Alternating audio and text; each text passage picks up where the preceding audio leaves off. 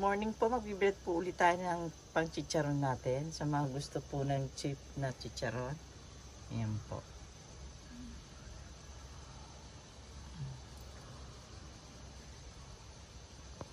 Ito, mga besi, meron tayong chicharon ha. Ayan.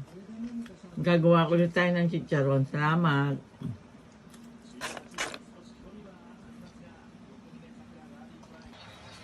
Ayan mga beshi, thank you sa mga umorder. Ito na po yung chip natin na chicharon.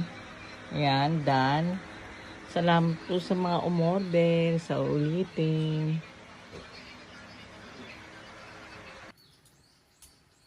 Ayan po mga beshi. Luluto tayo ng order ng chicharon. Ako, napakabilis. Salamat sa mga umorder. Sa gusto umorder, PM lang kayo.